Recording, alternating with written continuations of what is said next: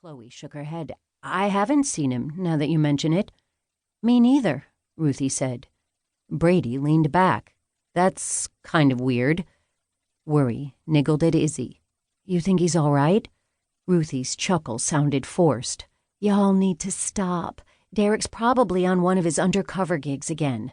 Or got called out with the SWAT team, Chloe murmured. Izzy sighed. Such was the life of a family in law enforcement. Oh, you're probably right. Hey, is Link coming? I got him some sweet and sour chicken. Brady glanced at the clock on the wall. He texted and said he was finishing up some paperwork and would be about 10 minutes late.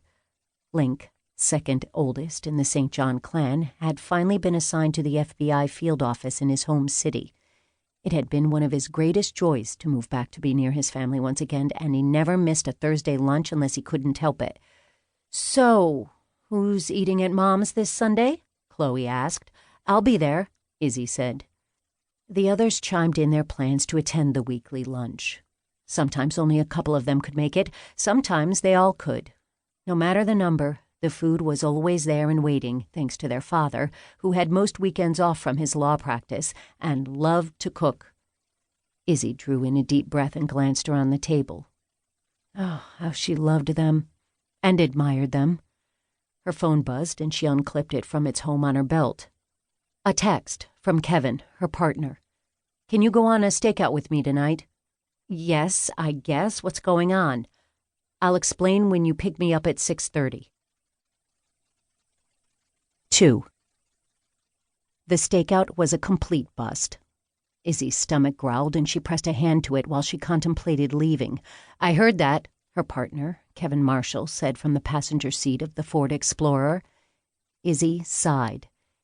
Oh, people in China probably heard it. I'm starving. Sorry, guess you blame me for that, huh? Completely. Kevin had complained so loud and pitifully about his lack of dinner before rushing to the stakeout that she'd rolled her eyes and passed him her brown paper bag. You're the one that talked me into this. How is it I had time to fix some food and you didn't? I'm a guy? So I don't think of things like that. That's a bunch of nonsense, and you know it. No, it's not.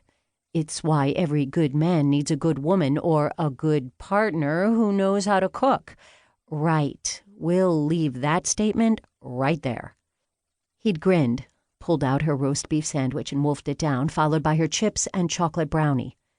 And now her stomach was mad at him and her for giving the food away. How much longer do you want to sit here? He asked. This is your deal, Kev, remember? Right. Let's give it a few more minutes. Blackjack got out of prison last week, but said the info was reliable. When did you start talking to Blackjack? You know he's my CI. Why would he trust you? Because he trusts you, and you're my partner. And he couldn't find you when he asked where you were. I told him you were indisposed. Indisposed? She laughed, then frowned. That wouldn't be enough. Well, I might have shown him the picture of us going bungee jumping together, and I might have told him the story of how I talked you into it. You did what? For real? Yeah. He laughed and said if you'd trust me enough to risk that, he'd trust me enough to talk to me. How much?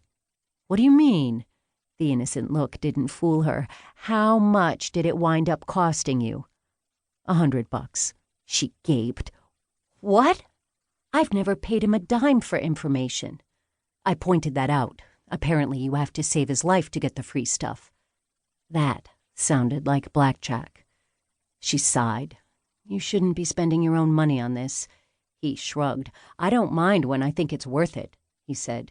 He was adamant this was going down tonight. I just need to get the evidence to pass on to the detectives. Blackjack. He's a card shark. What's he doing hanging out with gun runners? Izzy murmured. I don't know that they are gun runners. He said they were, but it could be anything. He wasn't sure exactly what was going to happen, just that something was. Well, he's never led me astray before. She leaned her head against the window and thought about closing her eyes for a minute. We should make the bust ourselves and get credit for the collar, Kevin said. He was practically vibrating with excitement. Calm down, partner. Make